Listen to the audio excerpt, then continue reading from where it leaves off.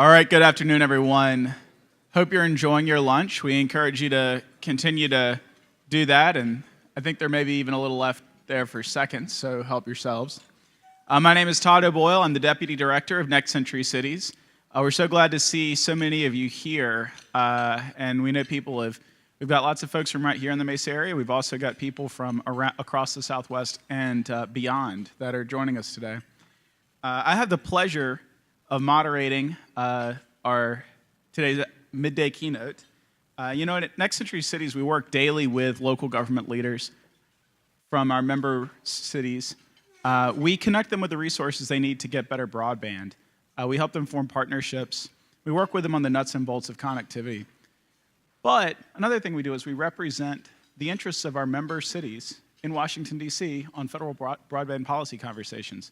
So I couldn't be more excited to have this conversation today, bringing a mayoral voice together with a federal voice to talk about broadband. So joining me on the stage today are Mayor John Giles, right here in Mesa.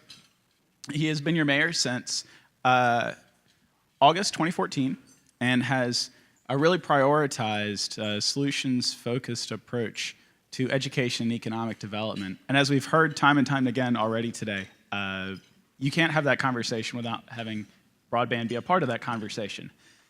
I'm also joined today by your representative, Representative Andy Biggs from right here, but neighboring Gilbert, as I understand, but representing Mesa, and has been with us in Washington since January of this year, and before that spent, 14 years? And representing Arizonans in the state legislature. So we're gonna jump right in. We only have a little bit of time today because we know there are many demands on both your schedules, so we're grateful that you carved out some time to talk to us today.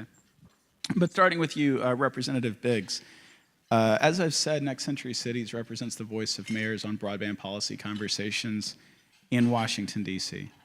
So I'm often in the position of carrying messages from mayors and local government leaders to Washington. But we really want to know, what do you in your federal policy capacity need from mayors? How can we be better messengers, and how can they be a better part of the conversation?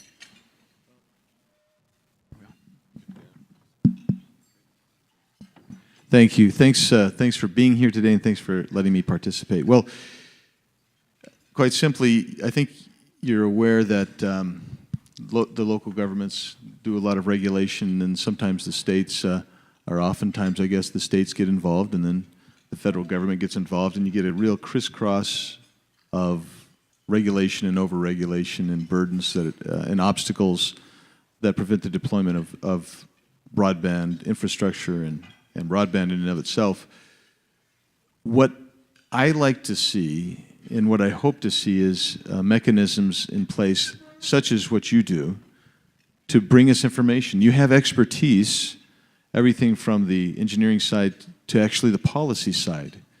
And we need to know what that is, because if we're going to reduce barriers and facilitate the expansion of broadband, the federal government needs to know, I as the congressman needs to know, I need to know what Mayor Giles is thinking down in Arizona, in Mesa, Arizona, as well as John Lewis down in Gilbert. And I need to know that as their representative, so that we can, I can be aware of what's happening as there's so many cogs and spokes turning in Congress. I need to be aware, so I know. So that's the main thing that I think is your expertise, your information, and make it constant, and if possible, make it proactive rather than reactive. Because a lot of times, by the time stuff filters back up to Congress, it may be just simply too late for any more than try to race and try to beat a deadline. So I'd say information, your expertise, in a proactive style. Understood. Now, Mayor Giles, I alluded a little bit to some of your priorities here on education and economic development. There's also a great broadband story to tell here in Mesa. For our guests here that aren't from Mesa, can you share with us a little bit about the good work that Mesa has been doing? Yes, thank you very much, and welcome to Next Century. Thanks to the folks that are here from out of town. We are flattered that you're in Mesa, Arizona, and we're anxious to share our story, but we also appreciate our great partnership. and the resources that Next Century provides to our community. Thanks too for the Mesa staff folks that are here that have participated in the conference. Appreciate. I think they've probably told you a good part of the story of Mesa, Arizona, and so I apologize if I repeat anything that they may have said. But I think the mayor of Mesa, Arizona, much like the mayors of the cities that you come from, hopefully has a keen eye for the obvious, and that is that we are now in a world that is part of the Internet of Things. And most of the things that we touch, most of the things that our public safety people touch, most of the things, and we're also in the business of providing a lot of services. And the most efficient, we don't have a truckload of money, as the congressman indicated, and so we need to be smart in the way that we provide those services. And the way to do that is to take advantage of innovation and technology at every opportunity. Also, we're anxious to attract a strong business environment in the city of Mesa, and to cultivate it, to be attractive to employers. The way you do that is to cultivate the infrastructure that they're looking for, to have an attractive workforce, but also to have the technology in place that will allow them to be innovative and productive, just like we want to be as a government. So to that end, we have tried to be very sensitive about acknowledging that broadband and technology has become an essential part of the infrastructure of our community. Much like companies and people need gas and water and asphalt, they need access to technology. If we want to develop a commercial corridor in our community, but we haven't put in the conduit and the dark fiber and the other dark resources to be invitive to a technology company, we stand a zero chance of being successful in attracting that company. So an example would be Apple, as you may have heard, a couple of years ago, decided to bring their global command center for all of their Apple cloud operations, iTunes, Apple Store, whatnot, to the southeast part of Mesa, Arizona. The reason they came is because there was a 1.3 million square foot spec building that had a huge amount of electrical capacity, all the dark fiber that they could possibly want. It was located across the street from a brand new water treatment plant. So that facilitated and attracted that huge economic development prize for our community. Much like that in the downtown here, hopefully when you click on Wi-Fi on your phone, you were given the option of taking advantage of the free Wi-Fi that is available in our downtown. So on a large commercial scale, but also on an individual scale, we're trying to just, like I say, acknowledge the reality that this is 2017, and then these are the services that people have come to expect. So a follow-up question to you, Mr. Mayor. What are the biggest barriers to getting the job done? What is standing in the way? Well, this is brand new. I mean, that's the Congressman and I were talking earlier, that these are not necessarily Republican, Democrat issues. These are, if we were to query what did the Founding Fathers think about broadband and local government making that available, to individuals and communities, or businesses, we'd probably have a healthy debate about that. So the barriers clearly are funding, financing. Mesa is a very frugal community, probably even more so than a lot of the communities that you're coming from. This is the largest city in the United States that doesn't have a primary property tax. We don't tax groceries. We have a very low sales tax. So in order to get things done, money is always a hurdle that we have to get over. But at the same time, if we're going to be successful, we have to be innovative. We have to take advantage of technology at every turn. Just like regulatory, as the Congressman indicated, regulatory, an overly aggressive regulatory environment is difficult for industry.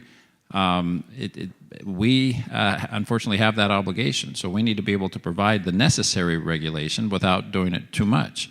A great example of that would be this last legislative session. The industry, in anticipation of bringing 5G into the area, has already started pursuing legislation related to small cell. And I know in many parts of the country, this has been a fairly confrontational situation where industry kind of from the local government's perspective, comes in and just rolls them over and gets what they want with very little input from the local community. In an effort to avoid that scenario here, we joined with industry and negotiated, I think, a very fair bill that just came out of the Arizona legislature. So to answer your question, challenges would be finding opportunities to work with industry as opposed to against industry, and finding the way to finance a lot of these expensive developments to put in the dark fiber and the conduit and the things that will make us attractive. And on the topic of small cells, those that would like to learn more, we do have a breakout panel later today on small cells and pole attachments. So that may be of interest, and there's also some good programming on financing later today. Congressman, we keep coming back to the word infrastructure. It's the word of the day. And it seems like it's been the word of the last several years. We're in a political moment where there's a great conversation swirling in Washington about infrastructure and infrastructure legislation. What is the possibility for broadband being a part of an infrastructure package that comes out of Washington? Well, let me answer that in two parts if I can. First of all, Energy and Commerce Committee had a subcommittee that is actually looking into this issue, and that's important because, frankly, the federal government doesn't even know what all of its assets are, and so that's one of the things they talked about is how to determine their assets and inventory their assets and make sure that they're available. And also coming out of this committee is the idea of how you make those assets available on a consistent basis, so you don't have a different template from one executive agency to another who's managing these lands that people are trying to access for broadband infrastructure. So that's part A to this. Part B is really an interesting question in the sense that this $1 trillion infrastructure program that President Trump has spoken about is still undefined. It's still fluid, and so some people are going to push to get broadband infrastructure in there. Other people are going to, you're going to be caught up in the typical push me, pull you of the legislative process, which, if any of you were watching the healthcare issue, you'd see that there's real push me, pull you going on. But it is, I think the president is firmly committed on the dollar amount. There is mechanisms being put in place or discussed with regard to how you finance that $1 trillion. And then there are already state, and I would submit, I haven't seen really anything sub-state level, whether it's cities, towns, or counties, requesting infrastructure, but I know that states have been submitting lists of infrastructure that they would like to have in there. And I think that President Trump, if I can just speak to this, he's looking for home runs. He's looking for infrastructure items that will really have some sizzle and draw attention to them. Broadband may be one of those. All right, so that could be encouraging. And Congressman Biggs, we've heard repeatedly from Next Century City members something consistent. I think this is one of those areas where you were alluding to, Mr. Mayor. This really isn't beyond the Beltway. We're not talking about Republicans and Democrats. These are local problems that necessitate local solutions. And we've heard from many of our members that access to federal lands, the permitting process, can be a real encumbrance to communities that want to partner or communities that want to build their own networks. Can you speak to reforms that might be possible at the federal level? Yeah, part of what goes on here is the federal government is the largest landowner in the country, and we don't do a good job. It's managed by different executive agencies. They have inconsistencies on land use permitting processes and even the permits that they require.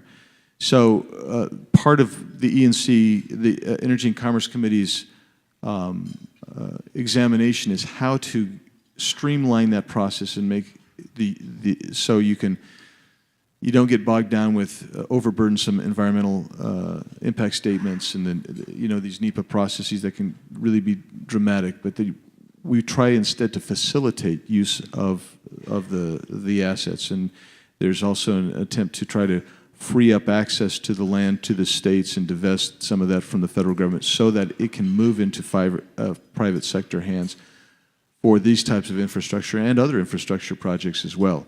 So there is a movement afoot in Congress, a very serious movement afoot, and there are actually some, I don't know what the plural of caucus is, but there are either caucuses or caucus, depending on how you determine that are actually working on these types of issues, trying to resolve and get those, ameliorate some of the concerns that you've talked about, which is the permitting process. And Next Century City was a founding partner in the Senate Broadband Caucus, which tries to bring together. We launched actually with Senators King, Klobuchar, and Capito, so Democrat, Republican, and an independent, to really departisanize these conversations. And a colleague of mine likes to reflect that infrastructure was in the Constitution before the First Amendment was, through the postal roads, so that there's been a commitment since the founding to making sure that the networks that connect people and facilitate exchange of ideas and commerce have been with us since before we even got around to writing the Bill of Rights into the Constitution. A bit of a digression, but question to you both. What can the audience do to be most helpful to your work, Mr. Mayor, first, and then to you, Congressman Biggs?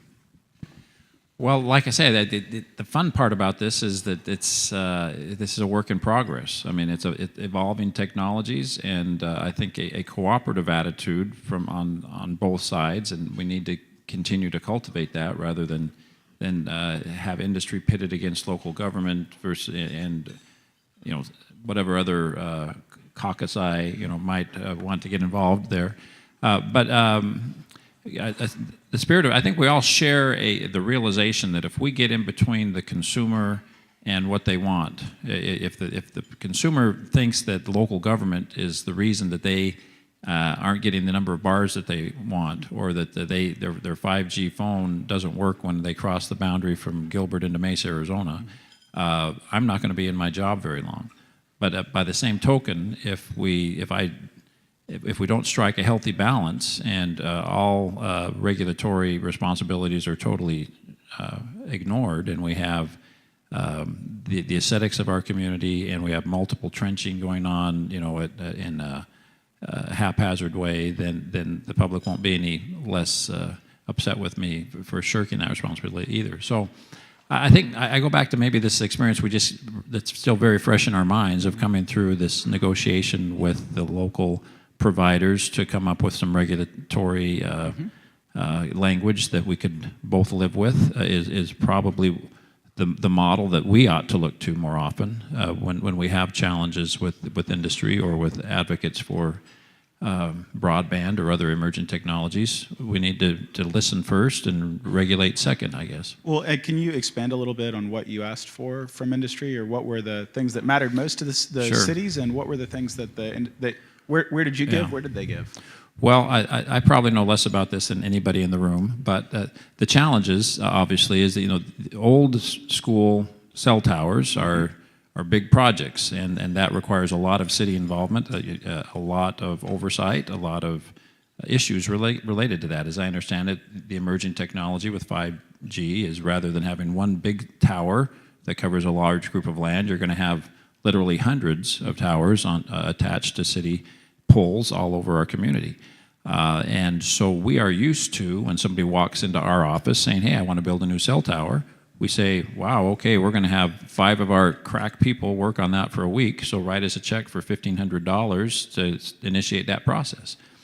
Well, Cox is saying, no, I don't want to build one tower, I want to build 300 towers, and I really don't want to pay $1,500 times 300 when you're going to be in a cookie-cutter operation. So we need to acknowledge that and be flexible.